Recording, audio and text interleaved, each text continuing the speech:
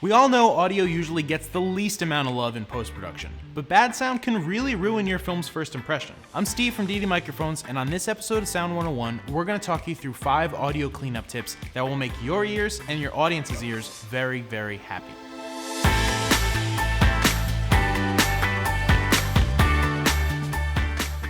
Editors are so often caught up with the visual components or overwhelmed by the seemingly daunting task of cleaning up production audio that it just flies under their radar. And we can't have that. So here we go. Number 1, fade clips. This is such an essential tip because for how easy it is, it makes a world of difference. Each instance of a sound effect or production audio or room tone coming in is a chance for a slip up in your render or a disagreement in your codecs. A million other things can go wrong and cause the tiniest but most annoying little clicks. But the good news is they are so easily prevented. Just be sure to add a slight fade in and fade out to all of the sound instances in your timeline and you should be set. It may seem like a lot of work to do after the fact, but once you get accustomed to doing this as part of your workflow, it'll be second nature and you won't even think about it.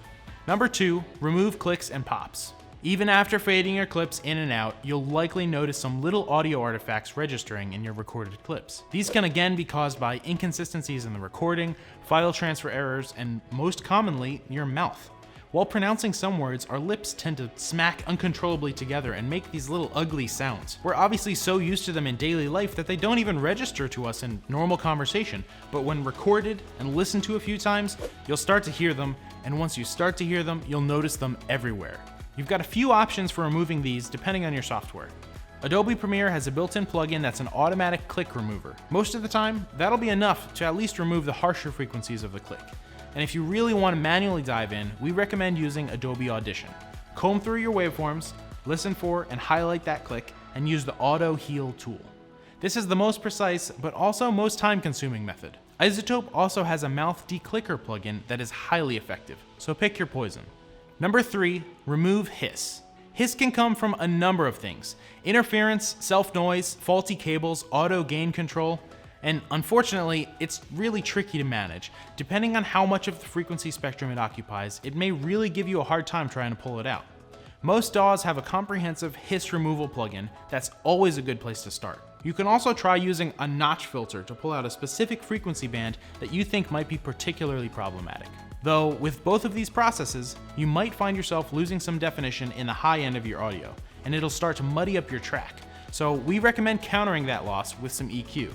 And speaking of which, number 4, EQ. EQ is short for equalization, which is a little counterintuitive because most of the time you're going to use it to make different frequency bands unequal. But nonetheless, EQ can be used both as a remedial tool and an enhancement. A lot of the time, rolling off high and or low frequencies is an important first step. When you let the high frequencies pass through and roll off the lows, it's called a high pass. Use this to clean up rumble and boomy sounds. When you let the low frequencies pass through and roll off the highs, it's called low pass. Use this to help with hiss reduction. Both of these effects can range from subtle to extreme, so play with them accordingly. A lot of EQ plugins also have great vocal enhancement presets. We almost always end up tweaking the presets to fit each individual project, but it's a really solid starting point. Number 5, room tone. Obviously, room tone is usually something recorded on set, along with production audio, to capture the specific ambiance of a room, the sound of air. But it can totally be part of your post-production arsenal as well. Room tone acts as a band-aid for every blip in your audio that the previous 4 tips did not solve. But don't fret if you forgot to record it on set or it was never delivered to you. There are abundant resources for room tone online offering sounds from a huge range of room types, and you can always sound design your own rooms.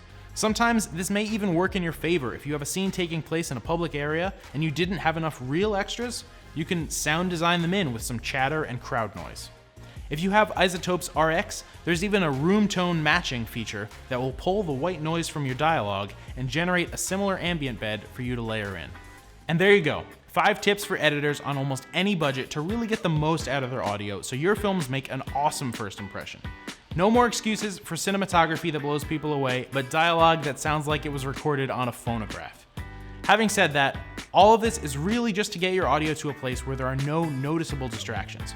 There are many more tools and techniques that will allow you to really add artistic intention to your audio and take things to the next level.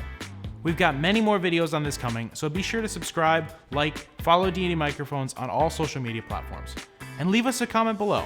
Let us know what you want to see in our next video, and the best comment is going to win a VLOV. I'm Steve from Deity Microphones, and thank you for watching.